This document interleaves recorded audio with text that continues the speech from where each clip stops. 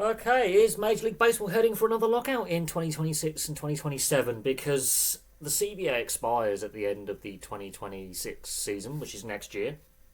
Now, the last lockout was only a few years ago, from December the 2nd, 2021 until March the 10th, 2022, which delayed the start of the 2022 season.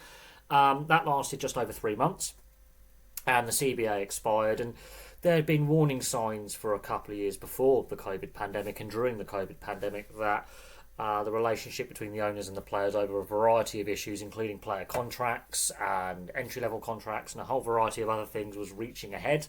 During 2020, we were paused, obviously, for many, many months. Many sports shut down. Major League Baseball was in its pre-season when the pandemic hit, and there was a concern that we wouldn't have a return to play, and the relationship between the players and the league did start to break down as 2020 carried on. That spilled over. We did get a return to play in 2020, a truncated season. It spilled over into 2021. The MLB Players Association, the MLBPA, and the league under Rob Manfred and the owners went into the CBA negotiations not in good faith. Both sides allowed it to wind down, and the CBA expired. Now, they could have played on without a CBA, sort of like a status quo. The players weren't happy with that, so the league locked them out. And it was 3 months, a week, and a day of lockout. It delayed the start of the 2022 season. And as part of that negotiation, the CBA was extended until the end of the 2026 season. Now, a lot has happened since the last lockout. And what is being called for, and one of the main reasons why we could see a lockout, is the owners want a salary cap like the other major leagues. Major League Baseball is the only major league in North America without a salary cap. Now, the NBA and NFL have a soft cap system. The MLS has a luxury tax soft cap system. The NHL has a hard cap system. Major League Baseball relies solely on a luxury tax. Solely. So there is a massive imbalance between the big spending teams who can just throw money at players and those teams with less financial clout behind them or smaller market that can't afford to sign all the big players. That's the main crux of this, is when the CBA expires, the salary cap, in order for the next CBA to be negotiated, is something the owners want. The MLBPA doesn't want a salary cap. But some other stuff has happened since the last lockout ended in 2022. TV deals. ESPN has decided not to renew its national broadcast deal with the league. The league is also trying to push more for a league streaming service. So could that be the future? And we've also seen the collapse of Bally Sports and the regional TV deals as well, with other regional carriers pulling out of the regional sports broadcast area. And that makes up 25% of team revenues comes from regional TV deals. And so there is a massive issue where many teams have had to renegotiate or find new carriers for their regional broadcasts for less money. And the Minnesota Twins, for example, are facing potential bankruptcy. They are up for sale, they have no money, they have massive debt. So the Minnesota Twins, for example, have no money, whereas the Dodgers and the Yankees are spending money like it's going out of fashion. Make it rain. There you go.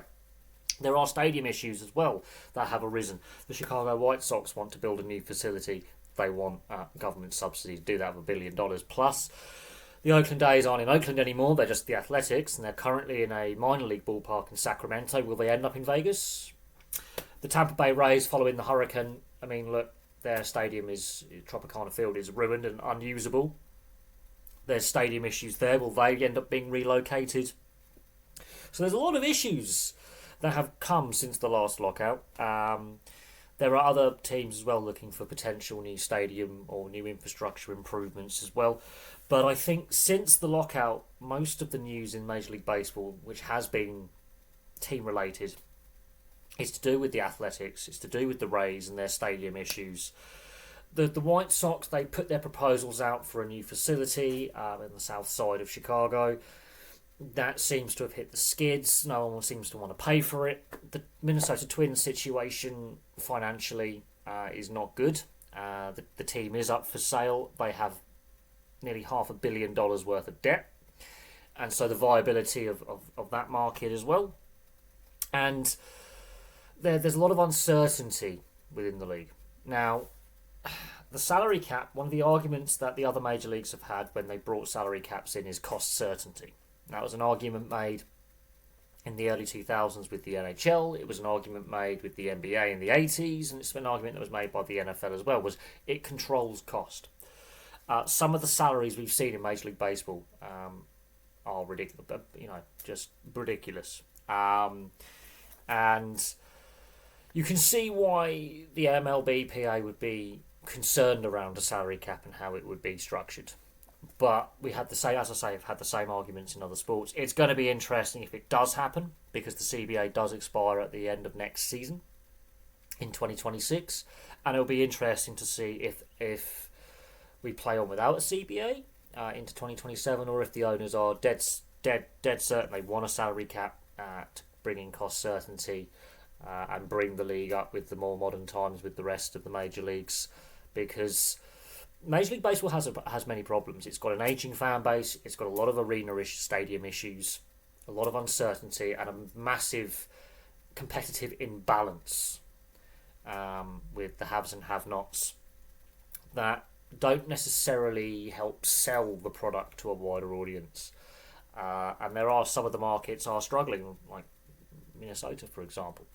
So it's going to be interesting to see what happens. But there we go. I want to hear from Major League Baseball fans what they think is going to happen at the end of 2026. Could this be avoided? Could negotiations be started in good faith? Considering that the last lockout, neither side really went into the negotiations in any good faith, and the relationship was strained between the Players Association and the league. And Rob Manfred, I mean, he's a figure of derision from a lot of fans. A lot of fans don't like Rob Manfred. He's not a popular figure as a commissioner. So there we go. But anyway, thank you very much for watching. Place your thoughts in the comments section below, and I will have some more content for you all very, very soon.